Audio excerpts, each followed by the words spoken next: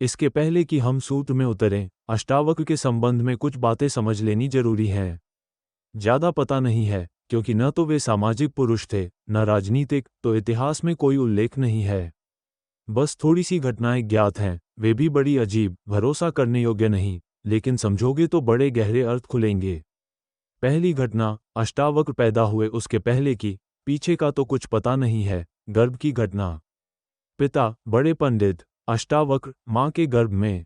पिता रोज वेद का पाठ करते हैं और अष्टावक्र गर्भ में सुनते हैं।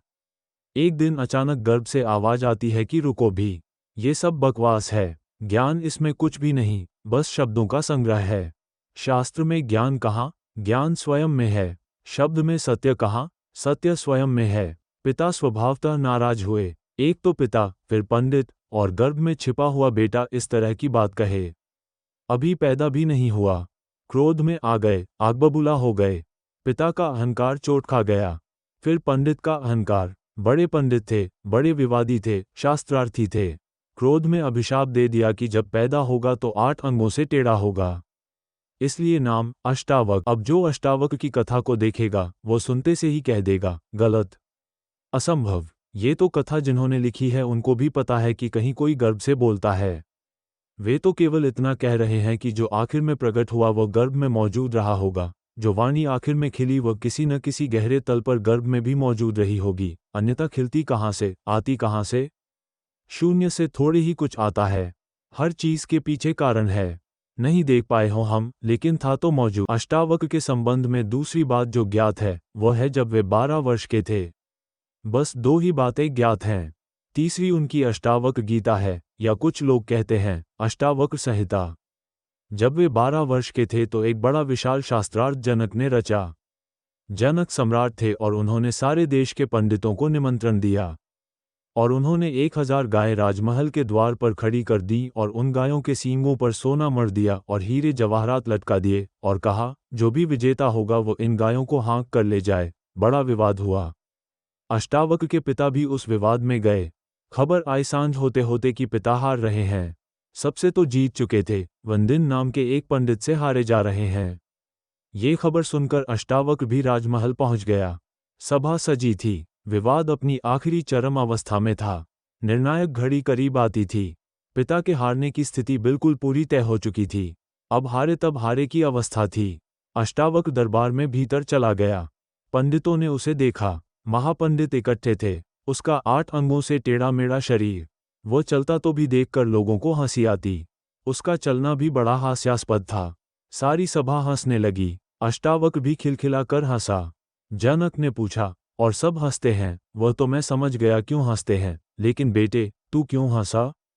अष्टावक्र ने कहा, मैं इसलिए हंस रहा हूं कि इन चमारों की सभा में सत्य का निर्णय हो रहा है। बड़ा आदमी अनूठा रहा होगा। ये चमार यहाँ क्या कर रहे हैं? सन्नाटा छा गया। चमार? सम्राट ने पूछा, तेरा मतलब? उसने कहा, सीधी सी बात है। इनको चमड़ी ही दिखाई पड़ती है, मैं नहीं दिखाई पड़ता। मुझसे सीधा सादा आदमी खोजना मुश्किल है, वो तो इनको दिखाई ही नहीं पड़ता। इनको आड़ा टेढ़ा शरीर दिखाई पड़ता है। ये चमार हैं, ये चमड़ी के पारखी हैं। राजन, मंदिर के टेढ़े होने से कहीं आकाश टेढ़ा होता है? ये बड़ी चौंकाने वाली घोषणा थी। सन्नाटा छा गया होगा। जनक प्रभावित हुआ, झटका खाया। निश्चित ही कहाँ चमारों की भीड़ इकट्ठी करके बैठा है। खुद पर भी पश्चाताप हुआ। अपराध लगा कि मैं भी हंसा। उस दिन तो कुछ न कहते बना, लेकिन दूसरे दिन सुबह जब सम्राट घूमने निकला था तो राह पर अष्टावक्र दिखाई पड़ा। उतरा घोड़े से, पैरों में गिर पड़ा। सबके सामने तो हिम्मत न जुटा पाया। एक दिन पहले तो कहा था, बेटे तू क्यों हंसता है? 12 साल का लड़का था। उम्र तौली थी। आज उम्र नहीं तौली। आज घोड़े से उतर गया, पैर पर गिर पड़ा, साष्टांग दंडवत, और कहा, पधारे राजमहल, मेरी जिज्ञासाओं का समाधान करें। हे प्रभु, आए मेरे घर। बात मेरी समझ में आ गई है। रात भर मैं सो न सका। ठीक ही कहा। शरीर को ही जो पहचानते हैं उनकी पहचान गहरी कहाँ? आत्मा के संबंध में विवाद कर रहे हैं, और अभी भी शरीर में रस और विरस पैदा होता है, घृणा, आकर्षण पैदा होता है। मर्त्य को देख रहे हैं, अमृत की चर्चा करते हैं। धन्यभाग मेरे कि आप आए और मुझे चौंकाया। मेरी नींद तोड़ दी। अब पधारो। राजमहल में उसने बड़ी सजावट कर रखी थी। स्वर्ण सिंहासन पर बिठाया था इस 12 साल के अष्टावक्र को और उससे जिज्ञासा की। पहला सूत्र जनक की जिज्ञासा है। जनक ने पूछा है, अष्टावक्र ने समझाया है। इससे ज्यादा अष्टावक्र के संबंध में और कुछ पता नहीं है, और कुछ पता होने की जरूरत भी नहीं है। काफी है, इतना बहुत है। हीरे बहुत होते भी नहीं, कंकड़ पत्थर ही बहुत होते हैं। हीरा एक भी काफी होता है। ये दो छोटी सी घटनाएं हैं। एक तो जन्म के पहले की, गर्भ से आवाज और घोषणा की, क्या पागलपन में पड़े हो? शास्त्र में उलझे हो, शब्द में उलझे हो? जागो, ये ज्ञान नहीं है, ये सब उधार है। ये सब बुद्धि का ही जाल है, अनुभव नहीं है। इसमें रंचमात्र भी सार नहीं है। कब तक अपने को भरमाए रखोगे? और दूसरी घटना, राजमहल में हंसना पंडितों का और कहना अष्टावक्र का, कि जीवन में देखने की दो दृष्टियां हैं, एक आत्मदृष्टि, एक चर्म दृष्टि। सबकी अपनी बंधी हुई दृष्टियां हैं। सिर्फ आत्मवान ही आत्मा को देखता है। उसकी कोई दृष्टि नहीं है। उसके पास दर्शन है।